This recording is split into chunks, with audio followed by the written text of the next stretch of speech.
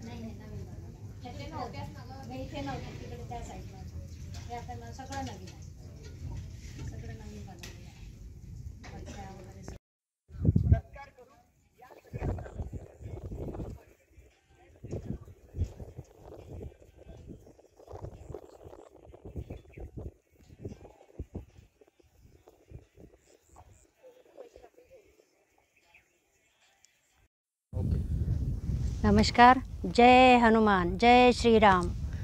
मी ज्योति सैरिसे, जिल्हाध्यक्ष युवा स्वाभिमान पार्टी। 22 तारखेला अयोध्याला रामलल्लांचं जे प्राणप्रतिष्ठा होणार आहे, तर त्याच प्रकारचं अनुषंगाने माननीय खासदार नवनीतजी राणा तसेच माननीय आमदार रविभाऊ राणा यांच्या संकल्पनेतून या हनुमानगढीला जवळजवळ 11 टन बुंदीचा एक मोठा लाडू बनणार आहे आणि 11 वेळा हनुमान चालीसाचं पठणसुद्धा होणार आहे आणि सकाळी 9 वाजतापासून तर संध्याकाळी 8 वाजेपर्यंत कंटिन्यू कार्यक्रम ठेवलेले आहेत। त्यामध्ये महाप्रसादसुद्धा आहे, जो 11 टनचा लाडू आहे त्याचा पण प्रसाद आहे आणि सगळ्यांसाठी महाप्रसादसुद्धा ठेवलेला आहे इथे। त्यानंतर सर्व इथे शिवपुराणमध्ये ज्या समित्यांनी सगळ्यांनी काम केलं, सगळ्यांनी सेवा दिली, त्या सगळ्या सेवकरींचा सत्कार तसेच कारसेवक जे अयोध्यामध्ये कारसेवकांनी जे काम केलं होतं त्यांच्यामुळे आज हे एवढं मोठं आपल्याला दिवस दिसत आहे, तर त्यांचा सुद्धा सत्कार इथे ठेवलेला आहे।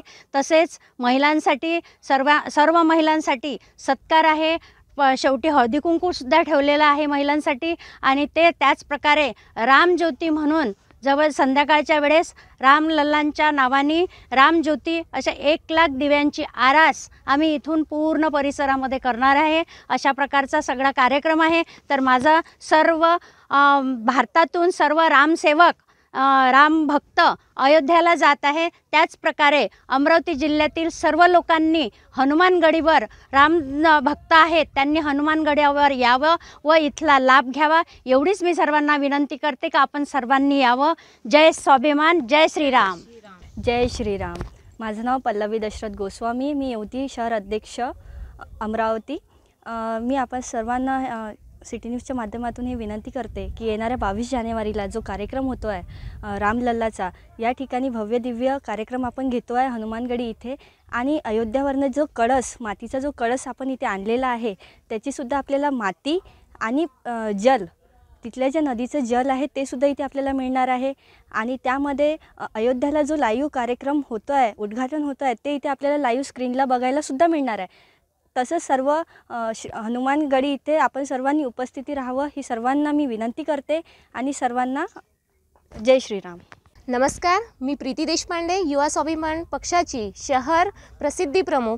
या नात्याने मी तुम्हा सर्वांना आवाहन करते की हनुमानगडी येथे माननीय खासदार सौ नवनीतजी राणा आणि आमदार रवीजी राणा यांच्यातर्फे आपण ज्या प्रकारे अयोध्यामध्ये दिवाळी एक साजरी होत आहे, त्याच प्रकारे अमरावती जिल्ह्यात आपल्या हनुमानगडीवर एक रामललाचा कार्यक्रम आपण ठेवला आहे। थेट प्रक्षेपण अयोध्यावरून आपण सिटी न्यूजद्वारे पण आणि आपल्या स्क्रीनद्वारे पण इथे लाईव्ह कार्यक्रम आपण दाखवणार आहोत। त्याच प्रकारे 11 लाख लाडूचा एकच लाडू, भव्य दिव्य लाडूचा प्रसाद आपण इथे चढवणार आहोत। या प्रसादाचा लाभ तुम्ही घ्या आणि आनंदात आनंद साजरा करा, यासाठी तुम्हाला हार्दिक अभिनंदन करते आणि आवाहन करते की हनुमानगडी येथे या आणि आनंद व्यक्त करा आणि जल्लोष करा। जय श्रीराम।